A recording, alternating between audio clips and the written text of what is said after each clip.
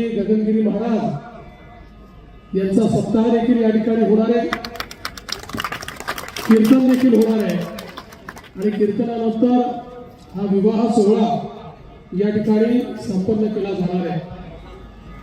मला अतिशय आनंद आहे की आम्ही सगळे या सोहळ्यामध्ये या ठिकाणी उपस्थित आहोत।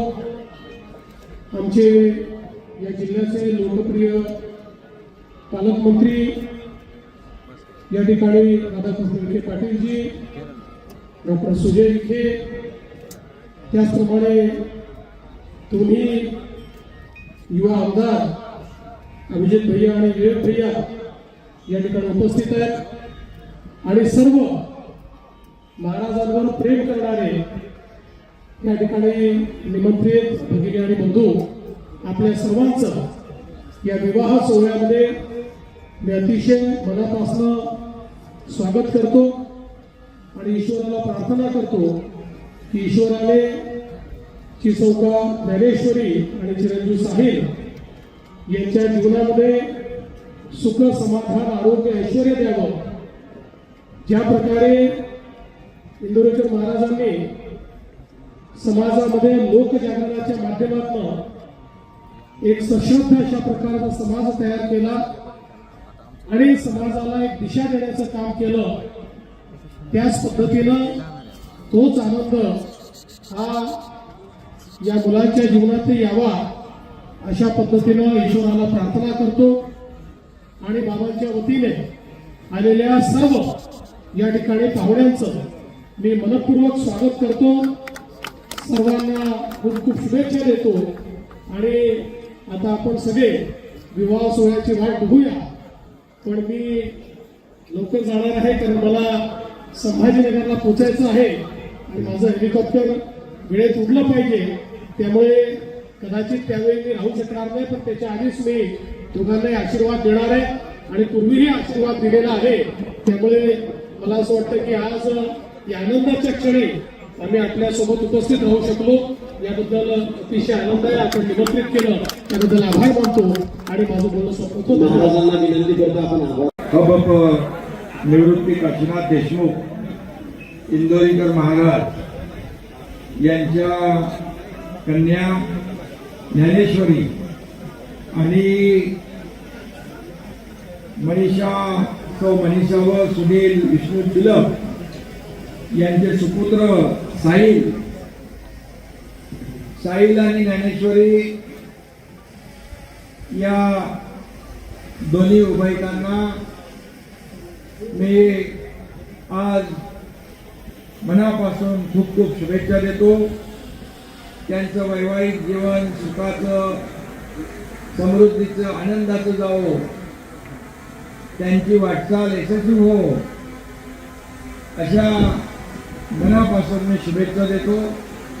खरं म्हणजे आज सगळे संत, वारकरी, विविध क्षेत्रातले मान्यवर आताच आपले बागडीनाला गेले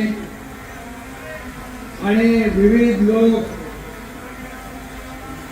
इंदोरीकर महाराजांवर प्रेम करणारे सगळे लोक इकडे आज आल्याशिवाय राहणार नाही अशा प्रकारचं काम इंदोरीकर महाराजांनी केलंय।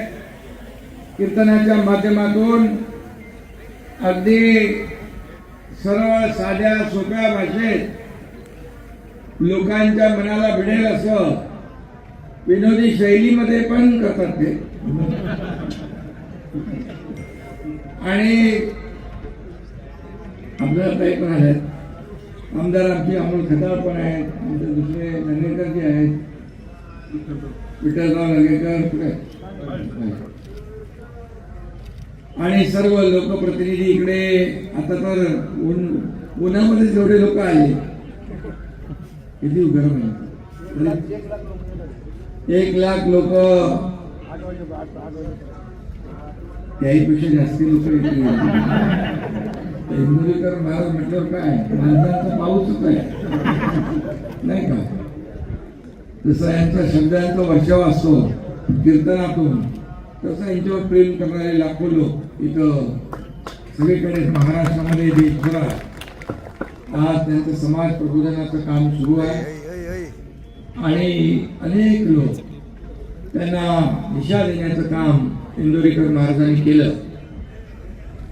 आणि संत परंपरा जी आहे, वारकरी परंपरा, ही महाराष्ट्रामध्ये खूप मोठी आहे. आणि त्यामुळे आषाढी असू द्या, कार्तिकी असू द्या, दर महिन्याच्या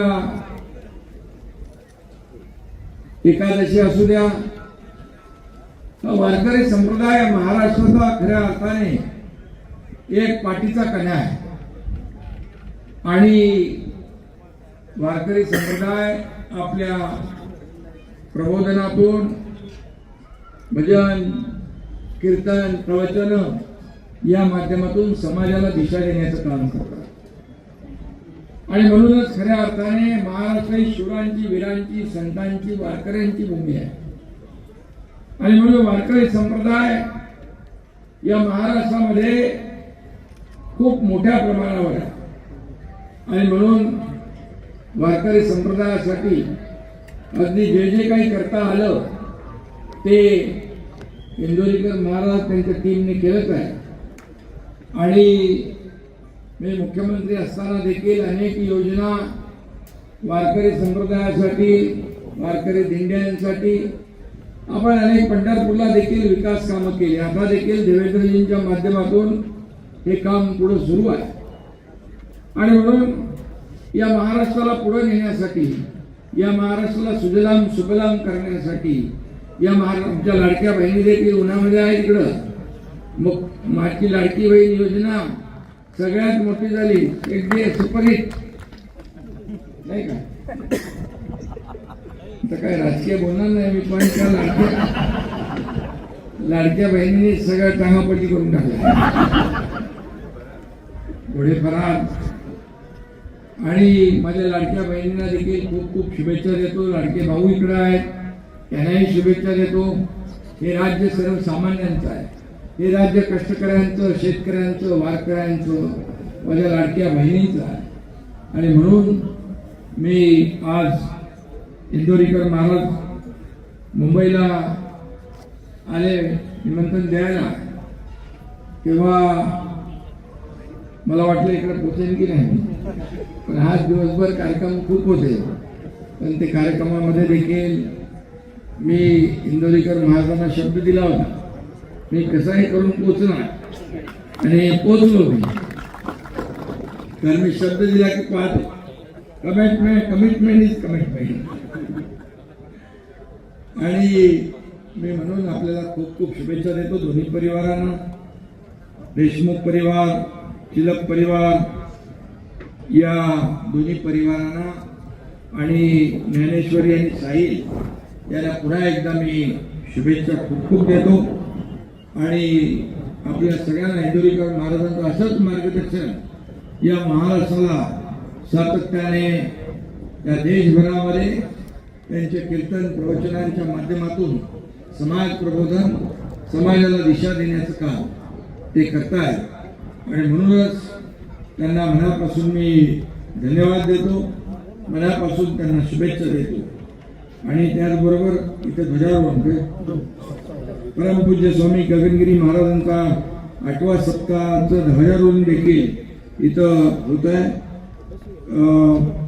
डॉक्टर नारायण महाराज जाधव आळंदी उपस्थित, उद्धव महाराज मंडलिक,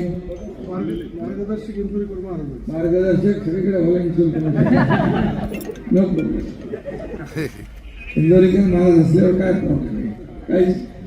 आणि म्हणून मी पुन्हा एकदा खूप खूप शुभेच्छा, मनापासून आपल्याला शुभेच्छा. धन्यवाद. जय हिंद, जय महाराष्ट्र.